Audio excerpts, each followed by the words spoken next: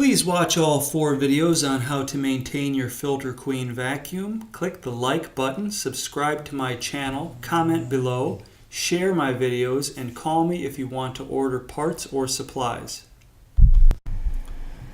Okay, so everything is all cleaned up. Let's throw away the old belt and the black and white wire. Let's throw those away too. Next, we'll install the rubber bumper for your walls to make sure we don't bump up any of those. Make sure it's nice and tight and properly installed.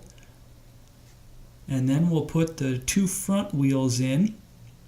And this little spring, that has to go in a specific way. Watch closely how it goes in. Just like that. It's an anti-rattle spring. This little plate will hold it in place. And these 4 screws. And after we get the 4 screws in, we'll put the 2 rear wheels in. Sometimes you can take steel wool to some of this stuff if it's squeaking, these wheels. Kind of quiet them down.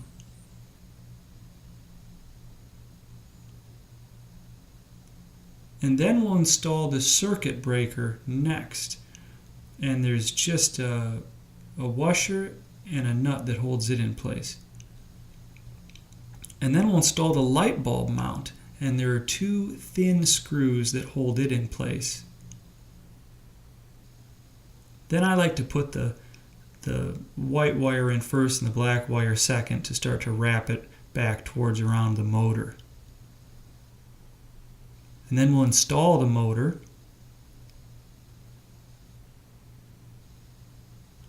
But first, let's put the black and the white wires together and wire net them secure. Black to black, white to white.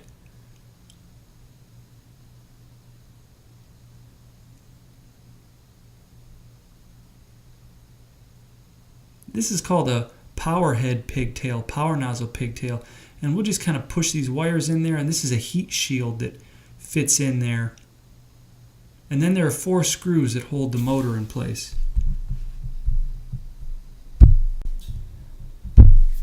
Okay, the light bulb goes in, a push and turn. Next we'll install the neck and the retainer. Point first, the retainer goes in point first, just like that. And then these 2 screws go into the wings, and this one wing is broken on the side, so we'll use a washer to bridge that broken wing. The wings don't really hold it all together, they just for assembly. Alright, next we will flip it over and we will install the brush. That's the first position, but this is a used brush, so we're going to set it at the second position. So make sure that it's set like that if it's a used brush, if we want to move it out towards our carpeting a little more. And then make sure that dirt guard slides into the sides also. This is the belt side. See there? Make sure it's the same. Make sure that that side is set the same. And then the belt can be hooked onto the motor. And I like to turn the belt a few times to make sure it's not rubbing against the sides at all. And then we'll flip it over and put it onto the top. And then the 4 screws can go around the outside. You can call me if you have any problems or if you need any parts or supplies. Next, we'll go into the bottom plate of the Powerhead, and we're going to scrape off this old gasket that's on there.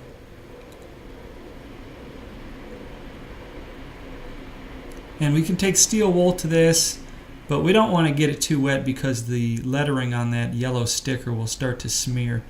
And then we'll take the new seal and we'll reinstall it following where the old one was. It's very important to have a good seal on there.